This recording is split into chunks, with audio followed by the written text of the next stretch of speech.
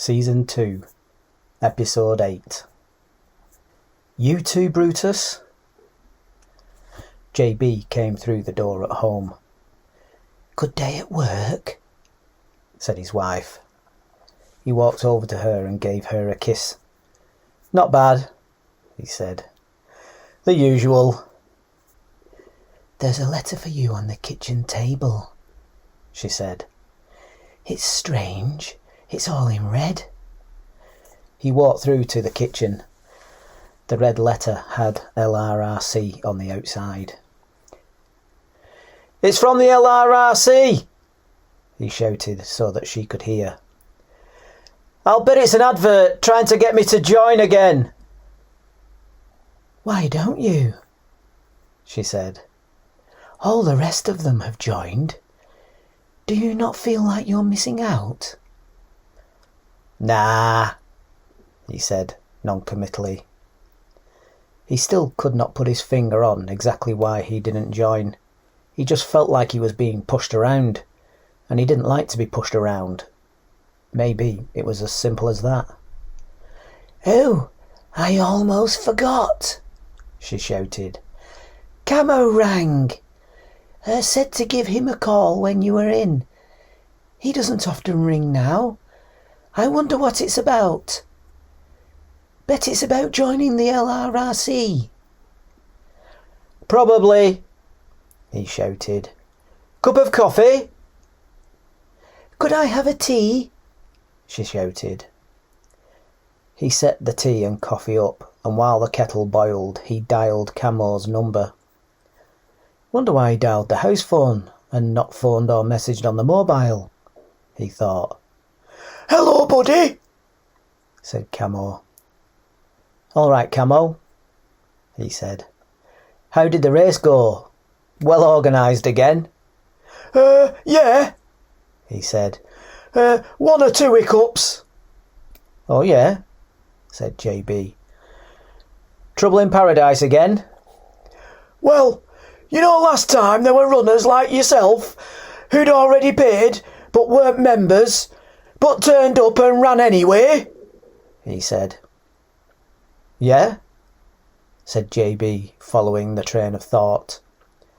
This time, though, it was not one where people paid in advance, so that shouldn't have happened, should it? This time it should just be LRRC members, right? Not quite, said Camo. There was a protest group with placards. About 20 people chanting to shut down the LRRC. Really? Said JB. Well, you don't like the LRRC, JB. I thought you might have been there, said Camo. I couldn't see everyone in the melee. Me? Said JB. No, I didn't know anything about it. Are you sure? Said Camo. Of course I'm sure, said JB. I'd know if I was there or not. I don't like how the LRRC have taken over, but if they want to create races or buy existing races, and the people that run them want to sell them, well then that's fair enough, isn't it? People are free to do as they like, just like I'm free not to join the LRRC. Oh, right, said Camo. So you didn't turn up and run this one then? What are you on about? Said JB. No, I didn't run it. I ran the last one as a protest because I'd already paid for that event. They can't turn round after that and break an existing agreement. Why did you think you saw me? If you did, it must be someone else who looks like me, because I can tell you categorically I was not there. Camo went quiet. I wasn't there, said JB, confused. Surely you'd all know me if you saw me. Well, said Camo, that's just the thing. We might not. JB shook his head automatically, even though Camo could not see him. Of course you would, he said. Not if you were wearing a mask, we might not, said Camo. You what? Said JB.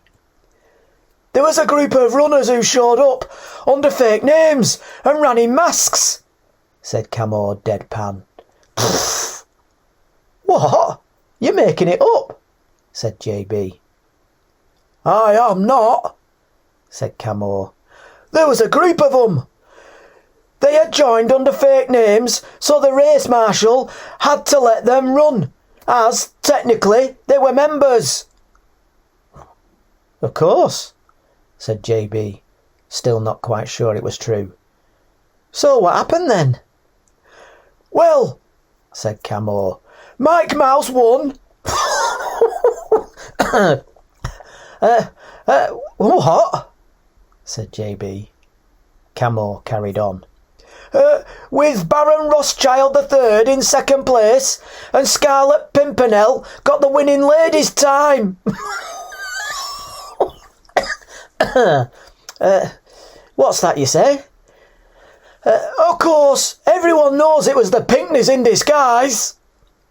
Camo said it with such a deadpan voice. It really put JB under pressure of losing it. JB was almost too afraid to ask. He got his composure.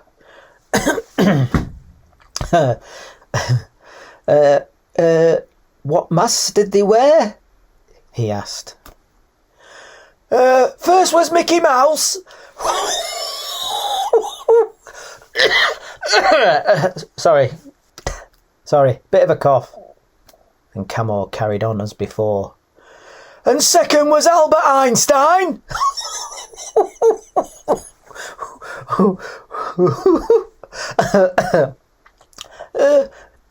First lady, said JB in a high-pitched voice. First lady back was Marilyn Monroe, said Camo.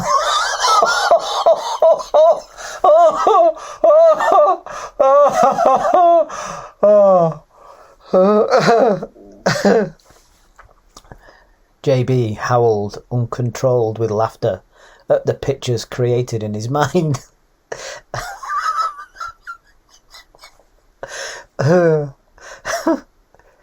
JB gradually got his laughing under control. Oh God, I wish I'd seen that, he said. I'd almost swap seeing that Brocken Spectre to have seen it. It's not funny, JB, said Camo, when JB had just gained his composure, but that set him off again. Ooh. Are you kidding? Said JB eventually. Mickey Mouse, Albert Einstein and Marilyn Monroe win the Grasmere Horseshoe, and you don't find that funny?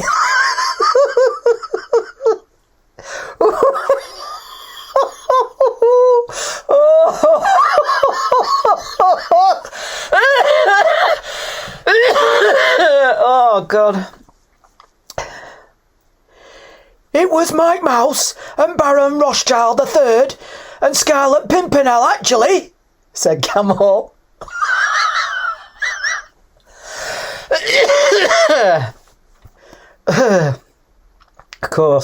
Of course, said JB. They tried to rip their masks off and everything, said Camo. JB laughed. They were chasing Mike Mouse all around the car park.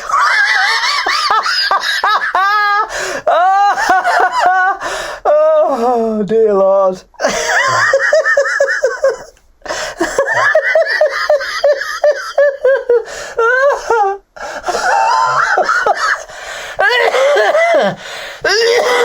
Oh, darn. Of course, everyone knows it was Paddy Pinckney, said Camo. JB gradually controlled himself. Anyway, they took their registration plate on the car when they left, so they might get 'em yet, said Camo. JB began to see how the LRRC would take it badly and not see the funny side. Ooh, the LRRC won't like that, said JB. Anyway, said Camo happily, they won't be able to cash their winners' cheques, will they? Sorry, said JB, trying to fill in the picture. Well, the cheques were made out to Mike Mouse and Marilyn Monroe, weren't they? Oh, Lord. I don't really see what's funny, said Camo. JB got himself together. All it's done is make it harder for everyone else, said Camo. Members are going to have to show ID to confirm their real name and register their car plates now, said Camo. Anyway, the reason I'm ringing... What? Said JB. You mean you've not got to that yet? No, said Camo. I was wondering if you've had a letter from the LRRC. Three Coats reckons you will have had one. Yes, I have, actually, he said. It's on the pile for recycling. I'm not joining, so I've not opened it. You might want to give it a look, said Camo. Oh, yeah? Why? Said JB. I keep telling you, I'm not interested in joining or any offers. No, that won't be it, said Camo. Oh? JB went and got the letter. He held the phone to his ear with his shoulder while he used both hands to tear the envelope open. Here we go, said JB.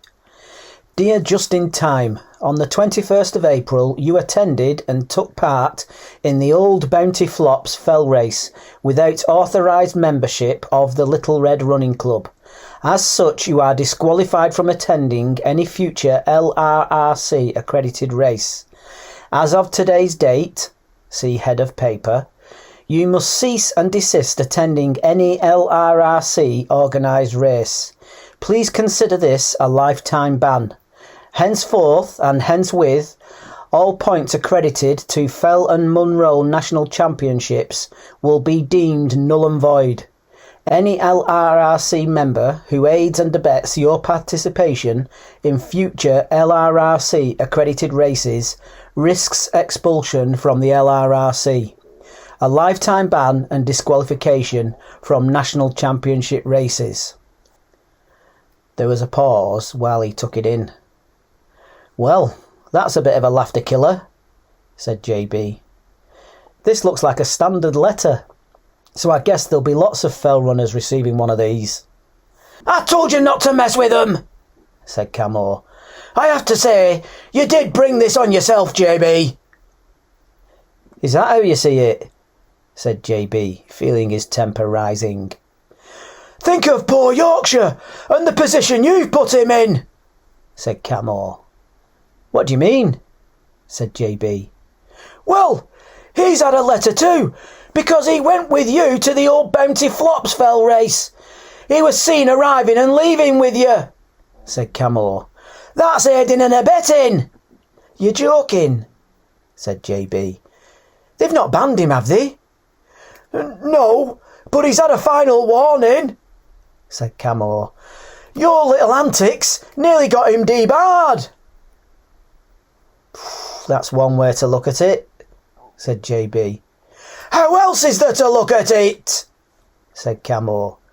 And you think it's okay to stop people running in national events if they won't pay up to join the LRRC? Said JB. You're not going to qualify for the nationals, JB? Said Camo, laughing for the first time. No, but what about the Pinckneys? They would, said JB. They've not been debarred yet, said Camo. They're just being bloody minded. Why pay to join as Mike Mouse when you can pay to run under your own name for the same price? Makes no sense. Must make sense to them, said JB. Well, that's their business, and they must do as they see fit, and then the LRRC will do what they see fit, said Camo. JB did not answer. He felt there was something else coming. Well, me, Three Coats and Yorkshire think we can't go on like this, said Camo. There's going to be an extraordinary meeting of the club next Thursday night where we've got to sort this LRRC membership issue out once and for all, JB. Oh, said JB.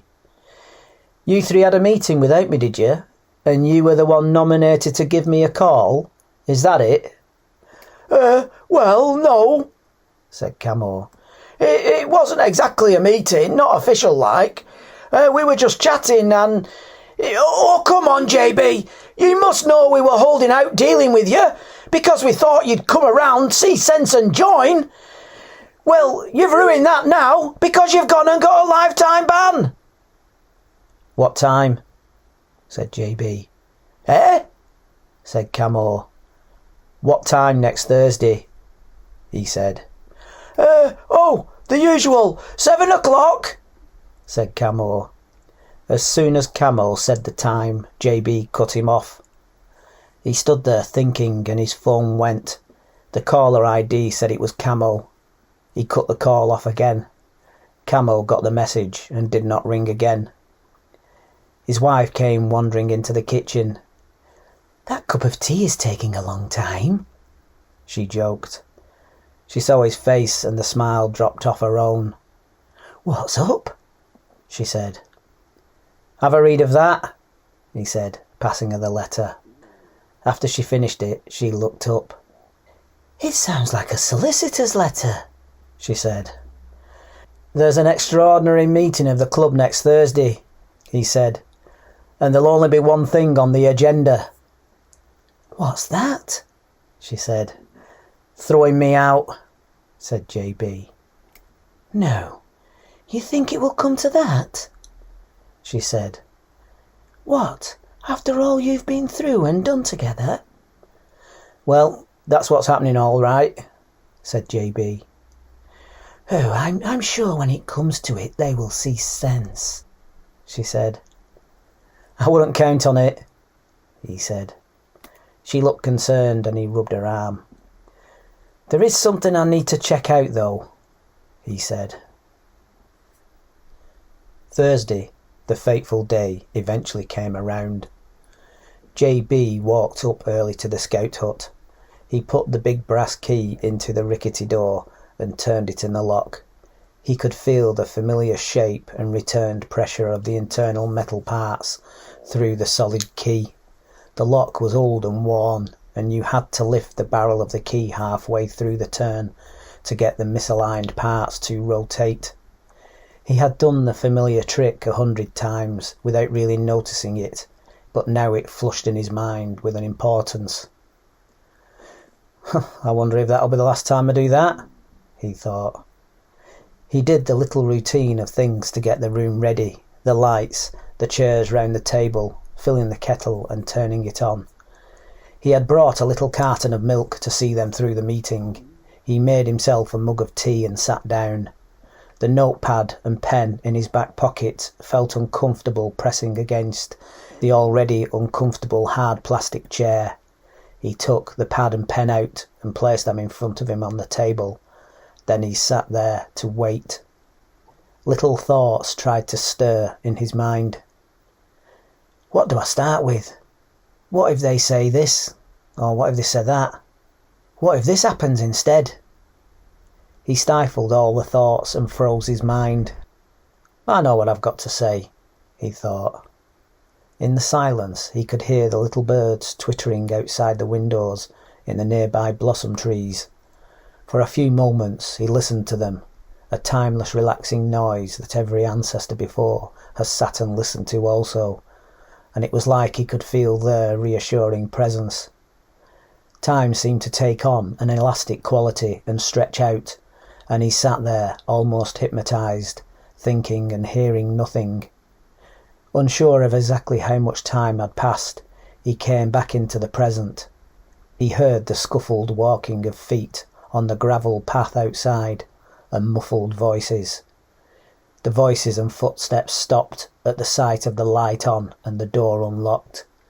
There was a few muffled words, and the door opened, and in walked the giant frame of Camo, and Three Coats followed behind. "You're early," said Camo to him. JB looked at the clock on the wall. So are you, he answered. The pair of them went over to the kettle to make a brew. Oh, thanks for bringing the milk in, said Camo. Make sure you take the money for it out of the petty cash funds. JB did not answer, just took a sip of his drink. He was surprised at how hot it was. It must not have been that long since I made it, he thought. Anyway, Camo, said Three Coats, as I was saying, the LRRC have been listening to points made by members. Even though all the old race colours have gone, people are still meeting up as groups. And they want to compete together and against their old rivals. So they have agreed that you can wear a coloured armband. For a small annual fee, you can register a colour of armband. If we agree on a colour today, we can register it quick and get the colour we want. What do you think? Oh, that's brilliant, said Camo. My favourite colour's red, but the shirts are already red, so that's out. Maybe a bright yellow. Here's a sample sheet of coloured armbands I prepared earlier, said Three Coats. Oh, give us a butcher's then, said Camo, taking the sheet in his giant hand. Oh, yes, that bright yellow would stand out, he said. Oh, but hang on a minute. That sky blue would be great. And it would match me eyes. I've got sky blue eyes, I have. Three Coats leaned in for a look at the coloured armbands. Not bad, he said. I like the turquoise and the teal. He pointed those two out to Camo. Teal? Said Camo, disparaging. Teal? You sound like the bloody wife choosing new curtains. Why can't they just say green? What's wrong with saying green? Well, said Three Coats, put out. It's because there's lots of different greens. Lime green, dark green. Camo looked at him with a serious face. I am not competing against bow-legged runners wearing teal, he said. Turquoise? Said Three Coats, looking at the choice of colours. I like turquoise, but I can't make my mind up over what type. Light, dark. That one's more aquamarine. There's more than one turquoise, said Camo, snatching back the sheet. Oh, yeah, said Three Coats. There's technically an infinite range, 'cause you can have all sorts of shades. You what? Said Camo.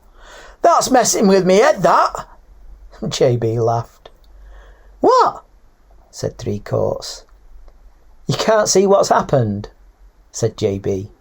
First the LRRC got you to pay to ditch your colours, and now you're paying again to get them back, but just as a little armband instead. That's crazy. Three Coats and Camo thought about it. It had not occurred to them to think of it that way, and they were not happy, but not with the LRRC, with JB for pointing it out. This doesn't affect you, JB, so why do you care? I don't, said JB. It's just funny, that's all. Yorkshire came through the door. You're all here already, he said. Before you say anything else, Yorkie, said Camo, what's your favourite colour? Oh, that's an easy one, that, he said. British Racing Green.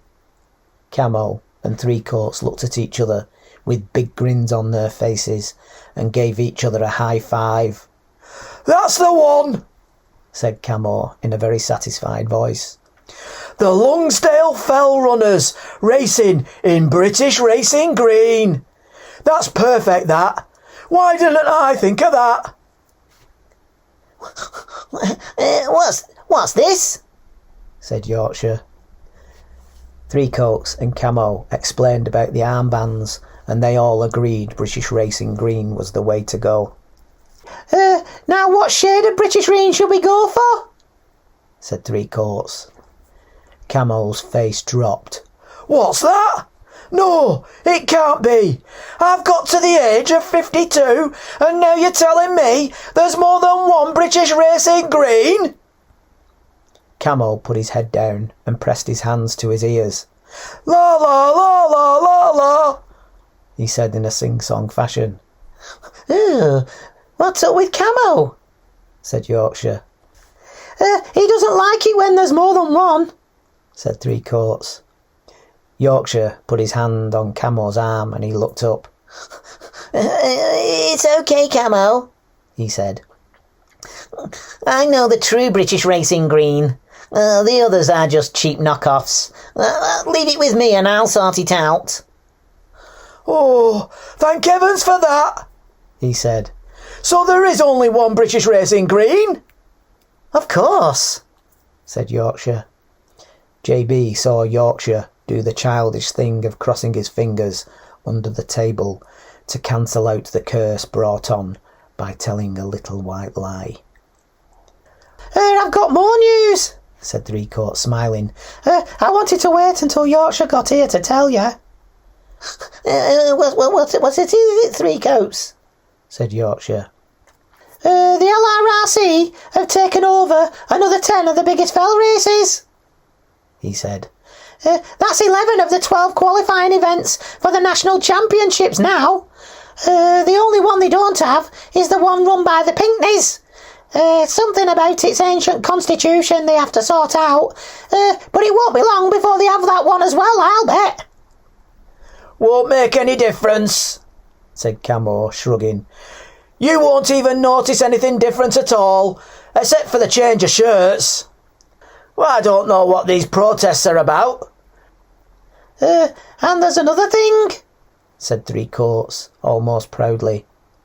What, Three Coats? Said Yorkshire, apprehensively. There can't be anything else. They've got the Norbert, he said, excitedly. You what? Said Camo, confused. What do you mean they've got the Norbert? How can they have the Norbert? It's just a couple of guys running a list, giving out a certificate. There's nothing to get, really. Yeah, but it's one of the most prestigious events you can do as a fell runner. And they own it now. They run the official list, said Three Coats. Why bother with it? Said Camo. Why not just leave it alone? Why bother with that? Do you have to be a member of the LRRC now to do the Norbert? Said JB. What? Said Camo, confused. Well, you could still do it and say you've done the Norbert, but you won't have the official certificate, and you won't be on the historical list with your own number, and you won't get an invite to the annual dinner dance. I see, said Yorkshire, with a very flat voice. How did the LRRC get it? The centenary of his first round will be coming up in a few years. That will bring in a lot of publicity. Exactly, said Three Coats. That was the clincher. They promised them a statue of Norbert, outside the boathouse for the centenary. Oh, very clever, said Yorkshire in a fire-off voice. Oh, I was a bit sceptical when you said they were taking over the Norbert, said Camo. That's sacred, that is. You can't mess with the Norbert. But if they're going to build a statue for the centenary, that's ace. I'm all for it now. In fact, that's bloody marvellous. I think it's good that they run everything. We won't notice anything any different. I don't know what the fuss is all about. Races will just go on as they always have. Yorkshire looked concerned. What's up, Yorkie? Said Camo. Why the long face? Have you not spotted it yet? Said Yorkshire. Spotted what? He said. What about all those races outside of the LRRC, Three Coats? Said JB. Well, said Three Coats. Races outside the LRRC won't have qualification rights, and the people who run in them won't be able to run in LRRC races. They'll be disbarred. Camo looked confused. Hang on, he said. What does that mean for all the little fell races? The little local fell races that have been going for hundreds of years in their communities. You know, the shepherds races, the Lord's messengers races, doing it for the history and for the fun of it. Gone, Camo, said JB. The big races have been swallowed up by the LRRC. They're not interested in the little ones. Not profitable. They have to disappear to force everyone into the arms of the LRRC. You what? Said Camo. What about the paper chase fell race with the rabbit at Oakworth? You know, where they stop the trains going under the railway bridge, like in the film Railway Children. Gone, Camo, said Yorkshire. Hang on a minute, Yorkie, said Camo. What about your family fell race? Yorkshire looked away, his bottom lip trembling, unable to answer. Gone too, Camo, said JB for him. Camo sat there stewing and thinking on the new thought. They can't do that, he said suddenly. Oh, I didn't know they were going to do that. This means war. War's over, Camo, said Yorkshire, a shiny well of tears in the bottom of the lids of his eyes. They've got it all. Well, the bits that they wanted. And the rest. Yorkshire stopped, unable to complete the sentence. This Mr. Big behind it all, said Camo. We must be dealing with someone very clever. Yes, very clever, said Three Coats. Yorkshire and Camo shot him a look. But not in a good way, Yorkshire scolded him. No, of course not. Clever, but in a bad way, said Three Coats, yawning.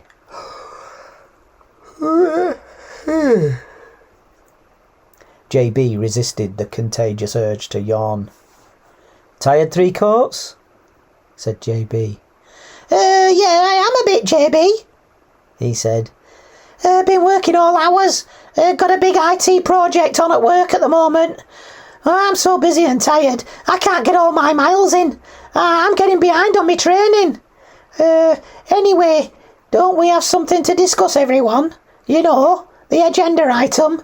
The reason for the extraordinary general meeting? I'd forgot about that, said Camo, trying not to glance guiltily at JB. Oh, yes, said Yorkshire. It doesn't seem important now. We have to sort it out, said Three Coats. It's still the main issue for the club. The LRRC aren't going away. No, said Camo, all the fight going out of him. Unfortunately not. Oh, I suppose you're right, Three Coats, said Yorkshire. It has been officially raised. Right, well, looks like I'll have to do it, said Three Coats. Now, you have to be reasonable, JB. Why do I? Said JB. You what? Said Three Coats. Why do I have to be reasonable? He said. I know why you've called this meeting, to force me out. But why do I have to be the one to be reasonable? Is the LRRC being reasonable? Is this mysterious Mr. Big reasonable? You're right there, JB, said Camo. Mr. Big is not reasonable, but he's won.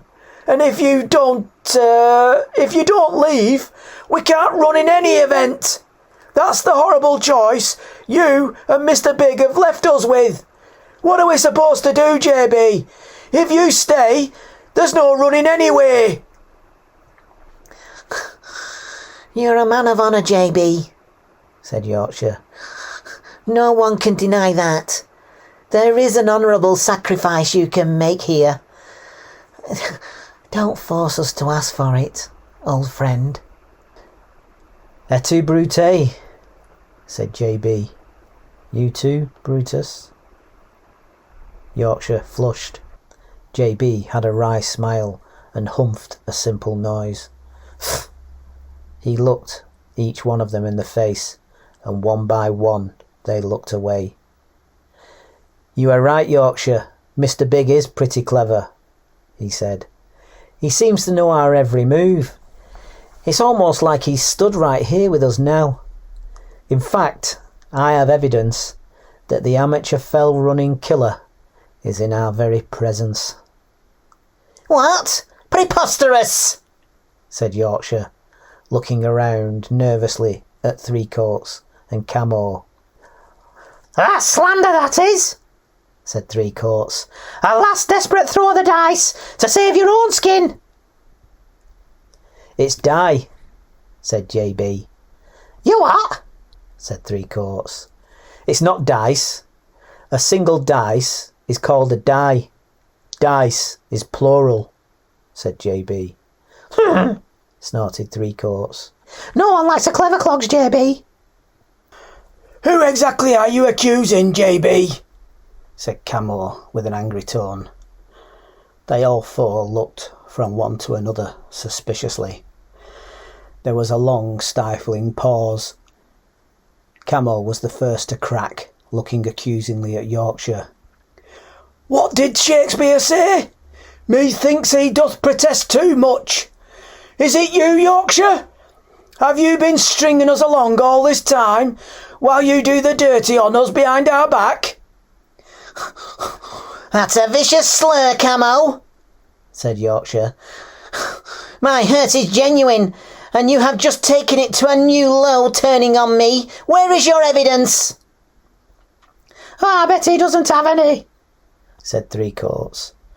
Maybe he threw the first stone to cover his own tracks, and he's the biggest of us all. Stands to reason he's Mr. Big. Yorkshire eyed Camo. Is it true, Camo? Are you the mysterious Mr. Big? Is that why you made the first accusation and accused me? To cover your own treachery? Is this big, slightly slow-witted giant routine all an act? Are you secretly a clever clogs? What do you mean, slow-witted, you snooty born with a silver spoon in your mouth git? No, I'm not, he said. And I didn't make the first accusation. It was JB. He had said it matter-of-factly, not as an accusation, and then it dawned on everyone what he had said, and all eyes turned to JB. JB looked at them all, confidently smiling. Look at him smirking at us, said Three Coats. He's always thought he was better than us, always looked down on us. I told you he was a bad one at the start, Yorkshire, remember? He's capable of anything, he is. No, said Camo, looking at him. Not you, Jan Butty. Is that why you never joined, as the biggest smokescreen of all? Is it true, JB? Said Yorkshire. Is it really you? Have you been the fly in our ointment, the thorn in our side, the splinter in our thumb, the... OK, Yorkie, said Camo. We get your point. All eyes turned back to JB. Well, answer the question then, said Camo. JB waited a moment. See, he can't deny it, said Three Coats. Because it's him, it's obvious. JB paused a moment. Who was the first person to mention it? Said JB calmly. Who was the one who brought us the leaflets right at the start? Kept promoting it, wanted us all to join. They paused for a moment to think. Do you know, I can't remember now how it started, said Camo, straining his face, trying to remember. Let me think, said Yorkshire. Oh, yes, I remember now. It was Three Coats who... Yorkshire stopped mid-sentence and turned towards him. "Oh, yes, it was," said Camo, turning to him as well. "That doesn't mean anything, because I heard about it first," he said, slowly backing up. "And all done over the internet," said JB. "Who's good at the internet? Who set up the Lungsdale Fell Running Association website when you first got going?" "I am good at the internet," said Three Coats proudly. "But that doesn't prove anything. So lots of people." "Who's been too busy working lately to do his training?" said JB. "Well, I have been busy," said Three Coats. "This is all circumstantial. All circumstantial, JB, and you know it." "You brought that poison into our club?" said Camo. "Now listen here, Camo," said Three Coats. "Is it really you?" said Yorkshire, trying not to have his heart broken. "Tell me truthfully, Three Coats, are you Mr. Big?" "Yorkshire, Camo, no," he said, pleading with them, and then he turned to JB and anger flashed up on his face. "You said you had proof. This is not proof. This is a witch hunt, this is. A witch hunt. Just like what happened to those Puddle Middle witches. Where's your proof, Butty Boy? Where's your proof? Where's your proof, Butty Boy? Where's your proof?" Three Coats scoffed at him. JB took a folded up, printed piece of paper out of his pocket and unfolded it, all eyes focused on the paper. "What's that?" said Three Coats, not sounding as confident. "You could make anything up, you." "I have here the Register of Associations," said JB.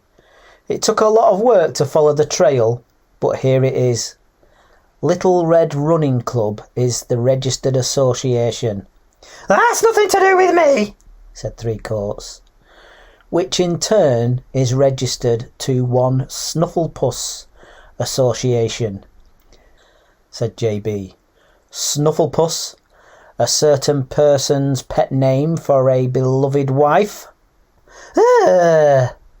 Said Yorkshire in surprise, sucking in a breath. That's your pet name for Mrs. Three Coats. "It's a coincidence," said Three Coats. "It's just a coincidence." "I'm not finished," said JB. "And in turn, Snufflepuss Association, registered to one Philomena Coffey, wife of one Brian Coffey." "Ugh," said Camo involuntarily, his turn to be shocked. "Brian Coffey? That's your name, Three Coats." It went silent. "Is it really true, Three Coats?" said Yorkshire, the pain in his voice cutting through the air. I can explain," said Three Coats, backing towards the door. "Are you Mr. Big?" I'm sorry, Yorkshire," said Three Coats, finally admitting to it. "I kept meaning to tell you guys, but it just all got out of hand, and I just couldn't find the right moment. I've been stabbed in the back," said Yorkshire. "And in the heart." Three Coats looked at him. "Sorry," he said. Yorkshire looked away. "Go on then," said Camo. "Go on then what?" said Three Coats, confused. "You said you could explain," said Camo. Yes, well," said Three Coats. I just wanted to earn loads of money. Oh, that's all. I just wanted to earn loads of money. And what's wrong with that?" "Nothing's wrong with that," said JB. "But what about your friends?" Said Three Coats. I was planning on cutting you in the end." "What about banning runners from attending other races not owned by you?" said Camo. "Shutting out all other fell races?" Well," he said, but he was unable to finish before the next question came in. "And what about lifetime bans?" said Camo. It was the Savage cousins who did that, said Three Coats. You know, Shady Dealings bookmakers, owned by Shady Enterprises. Hey? What have they got to do with it? said Yorkshire. It's all their fault this happened, said Three Coats, half to himself. It was all going so well until they showed up. When it started to get big, they got interested, of course, and they tracked me down. Maybe the same way JB did. I don't know how they found out it was me. They came knocking just when I needed the money to expand. You know, these amateur fell races don't actually make any money. They rely on volunteers giving their time for free. Yes, of course, said Camo. How did you not know that? It's the fell running community. They don't do it for money. They do it because they love it. Yeah, well, said Three Coats. I thought they'd do the same for me, but they wouldn't do it. I had to pay people when it was run more like a business than a charity. I had done all my financial calculations, but that put a right spanner in the works, that did. Even with putting the prices up, I realised the only way I could make it work was to take over the whole thing. I was that deep into it. And then there would be no need for discounts, and I could put the prices up as high as I liked. The Savages said they would front their money to come in as my sleeping partner. You went into business with Shady Enterprises, said Camo. Only an idiot would do that. I'm not an idiot, snapped Three Coats. They wanted 50%, but I'm not stupid. I got them to agree to 49%, so I could stay in charge. Me in charge. And how did that work out? Said Camo. Three Coats hesitated, not wanting to say it. Well, I thought it was all just about to work out, but we needed one last funding round, and that's what did for me. I didn't have my money to put in my share. They said they would put in my part of the money, but only if they could have 65% of the shares.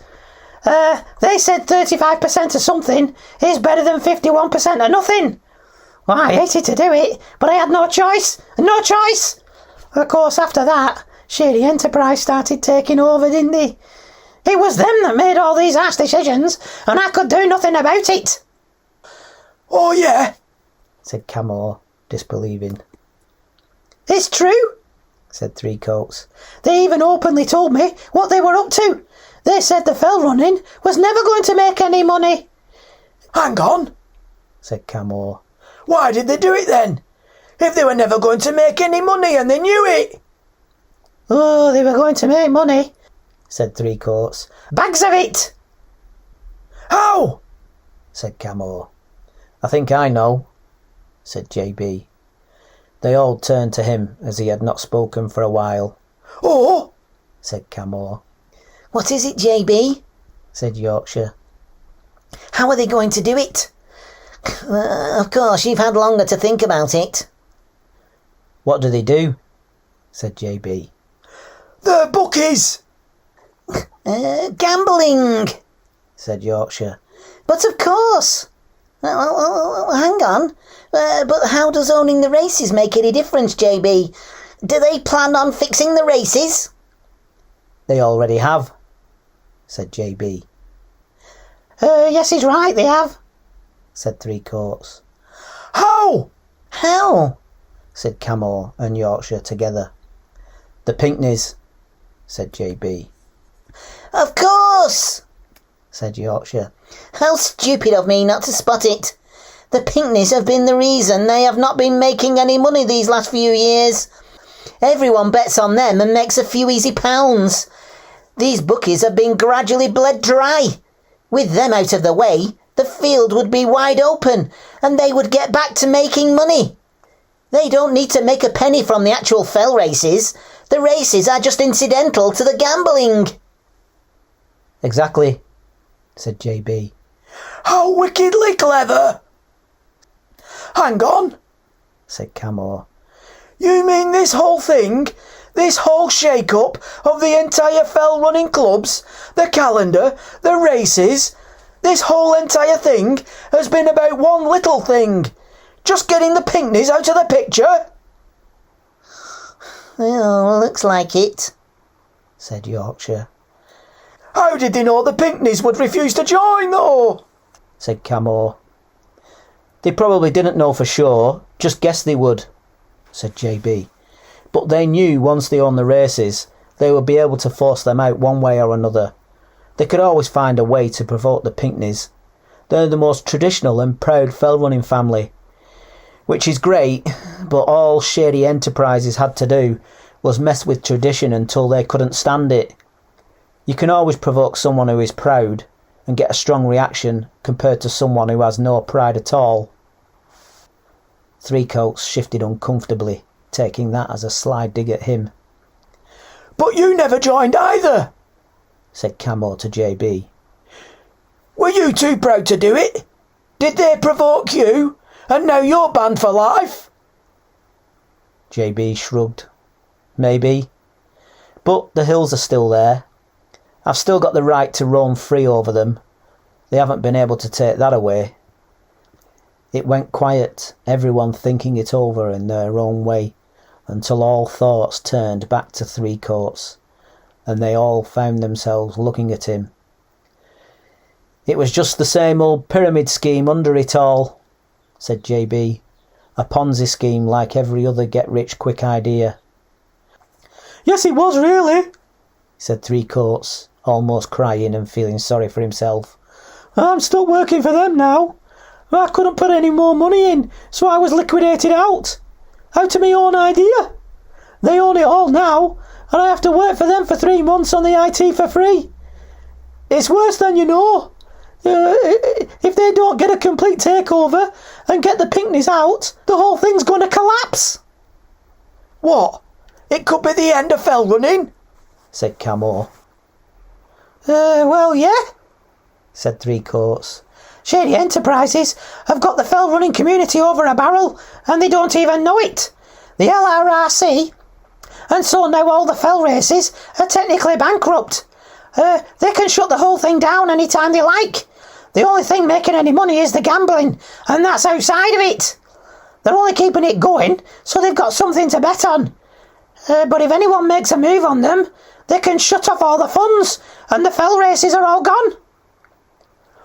Oh, how fiendishly clever, said Camo. It's like that scene in Alien, where the creature has its tail around the guy's neck, while it puts a baby alien inside him, and if they try and cut it off, it strangles the guy and kills him. Exactly, said Three Coats. That's what I've been up against. It's been a horrible burden, carrying all this on my own. I'm actually relieved it's all come out, and I've been able to tell you guys. Don't you be giving yourself any credit, Three Coats, said Camo. You've only just come clean because JB flushed you out. You were going to keep your trap shut while we all pushed him out of the club. I know, said Three Coats. So sorry, JB. I've been stuck, I didn't know what to do. JB did not say anything while it was all still coming out.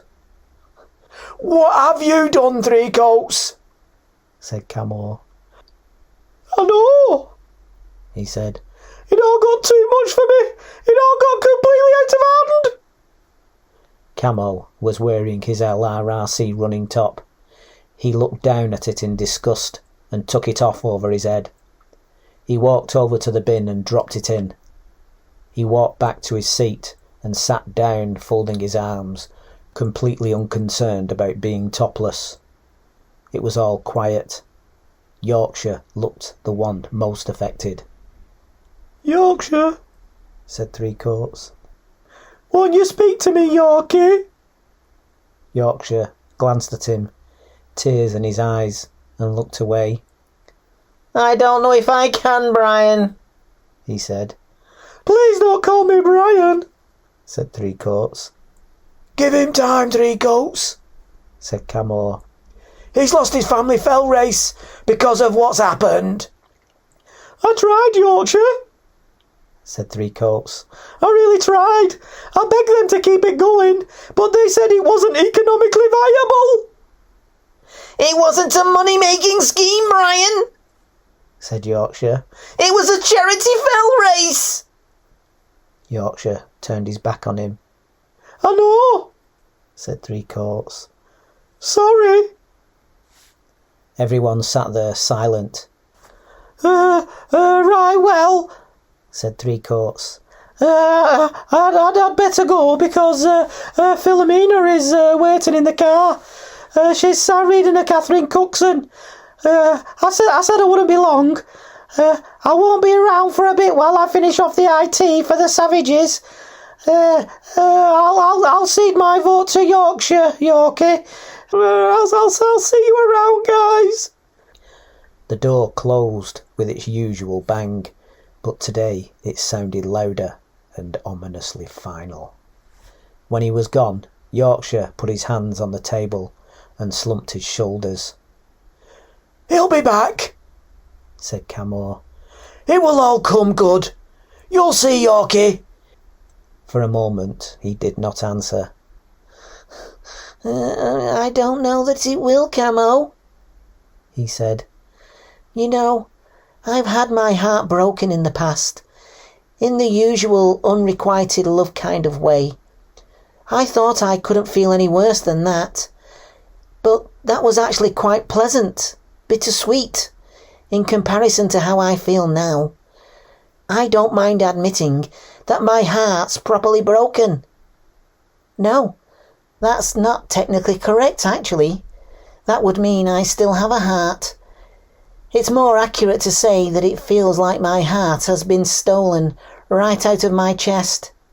Just plucked out, easy as you like. As he said it, his left hand did the imaginary action of plucking a heart out. He shook himself down as if gaining courage to do it, and then turned around to face them. He suddenly looked older. Lord Grey was grey. I don't actually feel a thing, he said. It's actually quite disconcerting. You know, I've had such a wonderful time on the fells with you chaps these last few years. Totally wonderful and unexpected. And today, it's like all that has been paid back in one truly awful blow. All at once in a mad rush. You've had a shock, said JB. Just give yourself time to adjust to it. Good old JB, said Yorkshire. You tried to warn us about the LRRC right at the start. You must be pleased to be proved right. Not in the slightest, he said. Not to worry, Yorkshire. The fells are still there, and the Lungsdale Fell Runners can rebuild. You've still got that. Yorkshire smiled a weak smile. Of course, he said. 3 Coats should be gone by now. I'll be off myself. I'll walk home. The fresh air will do me good. You might not see me for a bit, chaps. I'll just have a little break from it all and lick my wounds, if you don't mind. Of course, said JB. Yeah, said Camo. Understandable. Yorkshire walked to the door and turned. I'll cede 3 Coats and my vote, 1 each to you both. OK, said JB. Yorkshire took what looked exactly like he was taking a last look around the place. He nodded at them both, sighed, and went out, letting the door close behind him. What now? Said Camo. There's only me and you left. We might as well shut the Lungsdale Fell Running Club down, rather than keep paying for the hall. We should just go back to going up and down the fells together, like we did right at the start. If you'll have me. Sure, he said. Why not? I'll speak to Mrs. Gardner from the council and let her know what's happening. The scheduled meeting in a fortnight will be the last one then. We'll use the time to clear out anything that's ours and leave it tidy. Well, that should only take about 20 minutes, said Camo. Yeah, said JB. I don't feel like doing it now, though. No, suppose not, said Camo. It's a scheduled meeting, said JB. So we shouldn't cancel it, really, just in case. What? Said Camo. A flood of members comes running in. JB laughed. There was that guy from your works who said he was thinking about it, said JB. Said Camo. I think he said that just to get me to stop asking him. Right. Okay. Yeah, I think a lot of people just find it too hard. I think you're right, said Camo, standing up. I'd better be off then. Looks like I'm running back. I came with 3 coats. I'd better get moving so I don't freeze. Are you not rescuing your top from the bin? Said JB. You know, just to see you home. No, the LRRC is dead to me now, he said. OK, I'll lock up. Camo slipped out and JB was left in the big, hollow, empty room by himself. He was tempted to get rid of their things there and then to get it over with. No, I told Camo we'd do it in the next meeting, so I'll stick to it, he said out loud, his voice echoing eerily around the walls. So many memories, he thought, for it all to just end like this. He sat down for a moment to let those memories wash over him. He took his phone out and scrolled onto the old Lungsdale website that Three Coats had started all those years ago. He went on to the open blog post. He could see the first messages they had put on.